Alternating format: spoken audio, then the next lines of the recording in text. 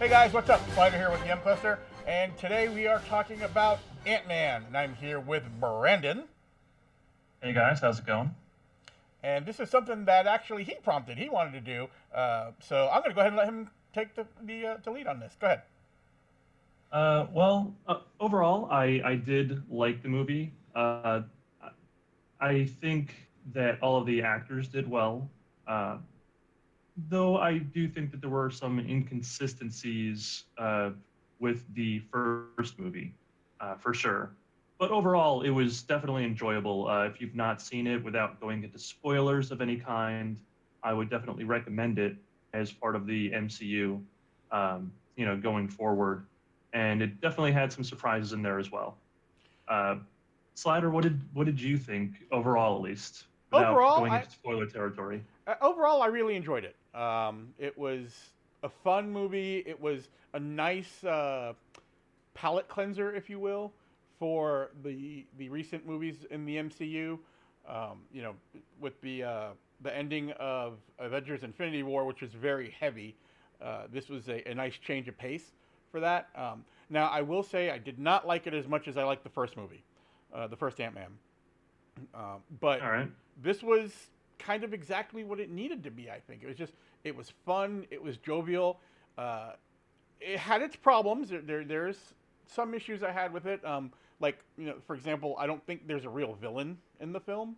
Um, they had Ghost, who, by the way, they never really decided why they call her Ghost. They just started calling her Ghost. I noticed that Yeah, on my second viewing. I thought it was odd as well that she wasn't really like established as a villain or anything. She just kind of came and like, oh, this person can phase and ghost. That's it, Right. ghost. Well, and the issue that I have with it too, in terms of her being a villain, is she's not villainous. She's not doing this maliciously. She's trying to save herself. She's a victim. Oh no, completely. She had legitimate reasons for being the way she was, and completely understandable. If Right. you were in pain 24/7 all of your life, you'd be a little screwed up too. Exactly. Yeah, I did really like Lawrence Fishburne's character overall. Even from his introduction when they were comparing sizes, I thought that was funny. But I really liked the fact that when Ghost wanted to get Scott's daughter and use her as leverage to have herself healed, he was like, "No, we are not doing that. I am having no part of it. I will stop you." It really spoke volumes about his character. He may not have liked him, and he really wanted to help her, but he wasn't going to do anything that bad. Well, and that kind of goes to my point of saying, that they weren't really villainous. They weren't really villains. They were just in a tough situation, and they made some choices that weren't that great. Yeah, and luckily, they got away, and hopefully, maybe they can do something with their characters later on. I have a little bit of trouble actually calling her a villain, even though that's kind of how they tried to sell her. Which leaves the only one that leaves is the criminal to be the villain, the guy that they were trying to buy tech from, and then ultimately screwed them over. And he sucked as a villain. I mean, his intro, and it's too bad because he's a really good actor. I really like him in other stuff. But I think Walter Goggins is his name. I'll have to I look it up. I But don't know that they were trying to really make him a villain either, though, because he had his goons, but he wasn't really looking to kill anyone either, and he essentially is just a normal guy. He can't stand up essentially to the Avengers. He has no chance. well, yeah, So and he's just going to get stomped on. that's kind of my point. Is that he's not a worthy villain, if you would. He's just like a street criminal, or what a little higher level than a street criminal, but not Avengers level. But that's not a bad thing per se. I just didn't like the way they used his character in that role. Um, it just after the first few minutes of meeting him, he was just corny and like comic relief. Um, Speaking of comic Yeah. relief, yeah, we had the Luis What's up? Maybe I'm doing it wrong. What's up? What's up? and the ex-con crew which I thought was a lot of fun. Um, and Truth Serum was awesome. yeah, the truth serum bit's great. Especially like I like how they weaved in the truth serum joke with the way Luis tells the story. Um, Yeah. he's got trying to get the guy to focus, and Ti's like, "You put a dime in the jukebox, man. Now you gotta let the song play." I thought that was a pretty good way of using that. Uh, but as far as that, and MCU's kind of had an issue with their villains in most movies. Aside from Loki, Thanos, and not Unjobo. Is that his name? Unjobo? No, that's his father's name. From Black Panther. Yeah, Why can't I think of the guy's name now? Killmonger. Killmonger. Thank you. But I would include Vulture in there. Oh, Vulture. You Well, may not like him, but I no, do believe he is a good villain. I do like him. I never said I didn't like him. I don't think he's one of the top villains, but I kind of have a problem, and this is me, not an issue with the movie, because it's Sony. I still have a hard time associating it with the MCU. So I get a little kind of out of whack on that. But no, Michael Keaton as Vulture does fine, and I'm looking forward to seeing them use him more. I bet you he can develop further as a villain in future movies. I'll probably end up liking him a lot more, assuming they use him that way. But but that's again the whole villain thing is kind of a running issue with the MCU. Aside of that, from story, we knew what the story was. We knew that they were going to try to find Janet Pym, and there's only a few issues, and they're kind of nitpicky issues, really. But like one of the things I had an issue with was where they found her in the quantum realm, because she basically gives them instructions. Which, by the way, that scene is awesome when she takes over Scott's body. So it was. My issue with it wasn't really with where they found her, but how they found her. Because she got lost in the quantum realm with just her suit. Where did she get the white fabric? Why can she exist in there without her helmet on? That was part of my issue. When Hank gets there, he's got to wear the full suit, and then all of a sudden he's not wearing the helmet anymore, and she's not either. I didn't understand that whole thing. Like, there's a lot of unanswered questions when it comes to how she survived there, and like you said, how does she get other stuff? The blade thing is easily explainable. She had the wings, right?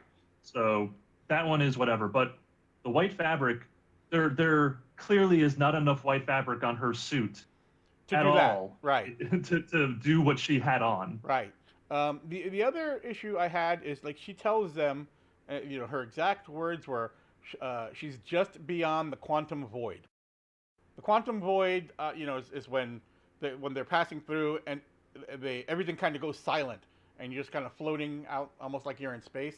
Well, in the first Ant-Man movie, when he goes subatomic, that's where he stops, is in the quantum void, and he figures out how to get back. So if he never made it past the quantum void, how the hell did he find her? Or how did they, understand where she was at enough for them to make a connection and then move to where she put what they called an antenna inside his head? Logistically speaking, if you analyze it like that, I don't think it holds up. As a story point, that could be maybe an extended scene or something that we just didn't get to see. I can sort of let that one slide as well. One thing that did bother me was in the first movie, they really harped on the fact that if you're not wearing a suit and you get shrunk, you turn into a puddle of goo. Right. All of a sudden, that's just out the window. He's got the helmet off and he's big and small without the helmet on, and doesn't really matter. Yeah, I didn't quite understand why they went away from that either, but I don't think it hurts the story or the enjoyment of the film, really. It's just You know, these No, are but it things was that definitely something I picked up on. yeah, these are things that we're nitpicking at this point. We're like looking for things for flaws in the movies. Other than that, again, it's a really good time. It's a fun time in the theater. The first post-credit scene, man, I didn't see it coming. I did How not did you see it. not? All three of them. By the way, we're going into spoilers now. Yeah, how did you not see that coming? You didn't know that. You thought all three of them were going to get fucking dusted. Yes, I No. thought all three would get dusted. Because the big thing that we were talking about was that they were going to use Hank Pym's tech to go back in time in the next Avengers movie. Which they still are. Did you not hear her explanation during that whole scene? How are they going to do that without Pym? Her words, so Scott got shrunk and, going into the quantum realm. And she said, watch out, once you get past the tardigrades, you could get sucked into a time void. Right. That's your time travel right there. How is Tony and Cap and everybody else going to be involved in that? I don't think they are. I think that it's just going to be him, and he's going to end up during the time of the Chitauri invasion, and he's going to do something or talk to them in some kind of manner to make something happen in the future. Now, I don't know if you've seen this, but there are some set photos that came out not too long ago that shows Captain America, Tony Stark, and Ant-Man in what appears to be the Chitauri attack in New York, and they're all That's wearing what makes these. me think that. They're wearing these devices on their hand. If what you just said is the way it works, why would they have those? So let's say he gets out, and it's maybe. How does he get out? How did he get out the first time? Maybe he does something with his little belt and gets bigger but goes through a time void, ends up there. My thought is that's what happens. Then he goes to Stark or someone, in the Avengers, explains what happens. They're probably not going to buy it at first, but then they do, and then maybe Stark gets these little time bands things to allow them to communicate or something to that effect. My thought was that they were going to that Stark was going to go to Pym and they would collaborate even though they don't like each other. Oh, by the way, I don't want to get too far down the road because we're sort of leaving Ant-Man right now. But one of the things I sort of thought this in the first movie, and I know there are hints of it in the comics. I wasn't a really big avid Ant-Man follower in the comics when I was younger, but damn, Hank Pym is an asshole. Nobody likes him. Yeah. He doesn't get along with anybody. Like everyone he comes across, he's had a falling out with. It's pretty accurate. I mean, Janet's really the only one who, like they said in the movie, who puts up with him. Right. So I thought that was kind of interesting because I know I'm sure you're aware of the controversial one where Hank Pym actually hits Janet in the comics. No, I don't remember that. Yeah, there was a big thing where like they wanted to, or they tried to make it a big controversy because, and this is back, in the 60s or 70s, I think. Not that I'm saying that it was good then either, but in the comics, he actually smacks Janet when they're having an argument. Hank Pym's not a nice guy. Smart, useful, yeah, but not good. Well, good, but not nice. But overall, I really enjoyed it. I had a really good time watching it. I've seen it more than once. And I'm looking forward to more Ant-Man in the MCU. What are your final thoughts? Same here. I did enjoy the movie overall. I thought the Wasp did pretty good in her action sequences. I think they maybe could have done another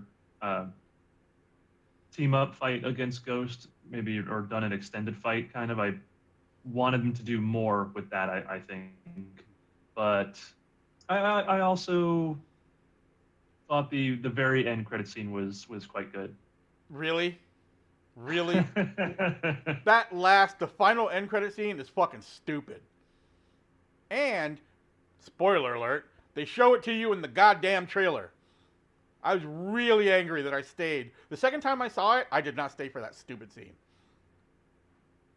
So, I don't know. You guys all had me trolled. I really thought that for some reason Hawkeye was going to be in the movie. Oh, well, that's the joke that they were making, yeah. But we were when we were talking about it, and you said that I had to stay for the end credit scene. If I said that, that was actually a mistake because I was not happy from the get-go with that. What I was talking about was a must-see was that mid-credit scene where all three of them get dusted. Okay. But anyway, that's our thoughts on Ant-Man and the Wasp. Let us know what you guys think. If you have any questions, if you agree, if you disagree, if you have any theories, put them down in the comments below. And with that, I'm going to go ahead and say I'm out. Thanks, Brandon. Later, guys. Have a good one.